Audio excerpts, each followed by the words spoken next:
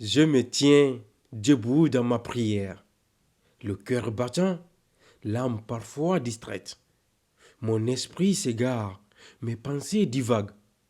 Oh Allah, sur quoi dois-je me concentrer? Je récite tes mots sublimes et purs, mais leur profondeur m'échappe, je l'avoue. Dois-je les traduire, les comprendre, ou dois-je simplement m'agenouiller et me rendre? Je me parle doucement. Concentre-toi sur le sens, pas seulement sur le son. Chaque mot du Coran est une lumière. Chaque verset une clé pour l'éveil de ton être. Je récite. Iyyaka na'budu wa iyyaka nasta'in. C'est toi seul qui nous adorons. Et c'est toi seul dont nous implorons secours. Et je me demande, comment puis-je adorer si je ne comprends pas? Comment puis-je demander de l'aide sans savoir ce que je demande? Alors, je plonge dans la tradition. Je découvre la beauté cachée des expressions. Oh Allah, chaque mot est une perle. Chaque verset est un trésor d'éternité. Je décide d'apprendre, non pas pour réciter, mais pour ressentir.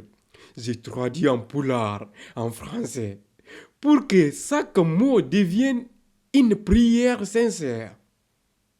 Mais au-delà des mots, je réfléchis. Qu'est-ce que la connaissance dans ce monde-ci? Est-ce un bien que l'on possède ou un bien que l'on partage pour qu'il se répande? Allah dit dans le Coran, dit, sont-ils égaux ceux qui savent et ceux qui ne savent pas? Verset 9, Surat 39.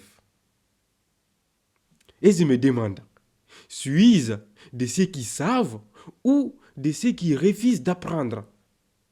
La connaissance est-elle un bien matériel ou une lumière pour éclairer l'immatériel? Elle est un pont entre le visible et l'invisible, une clé pour comprendre le monde et le divin. Regarde la création autour de toi. Les arbres, les étoiles, les rivières, ne sont-ils pas des versets vivants, des preuves de la sagesse d'Allah? Ô toi qui lis, comprends ceci. La connaissance ne se limite pas aux livres ou aux mots. Regarde un agriculteur qui connaît sa terre, un artisan qui façonne le bois avec précision. Leur savoir est une richesse, car il transforme ce qu'il touche en vie et en beauté. Dans chaque acte, il y a une économie, une circulation de biens, de valeurs, d'essence. L'économie de la connaissance, c'est apprendre pour créer et créer pour donner. Regarde l'histoire des prophètes. Ils ont enseigné, guidé et jamais accumulé. Jésus a partagé le pain et le poisson. Mohammed, paix et salut sur lui, a enseigné la justice et la foi. Les richesses n'étaient pas dans l'or, mais dans les cœurs qu'ils ont transformés. Je me demande, qu'est-ce que j'ai fait de ce que je sais? Est-ce que je le garde pour moi? Ou est-ce que je le partage pour éclairer? Allah dit, et enseigne-leur ce que tu sais, et ne sois pas avare avec la lumière que tu détiens.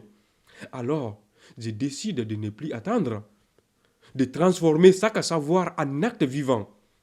Mais, je fais face à des doutes. Et si je ne savais pas assez? Et si je ne savais pas assez? Et si mes mots étaient trop simples ou mes idées trop faibles? Mais l'introspection me répond, le savoir, même petit, a sa place. Une étincelle peut allumer un feu. Un mot peut réveiller une âme. Ô toi qui lis ces lignes, ô toi qui m'écoutes, Ne sous-estime jamais ce que tu sais. Ne sous-estime jamais ce que tu sais. Partage ce que tu as appris et le monde deviendra plus riche. Chaque prière, chaque réflexion est un pas vers une économie spirituelle. Celle où la richesse n'est pas l'argent.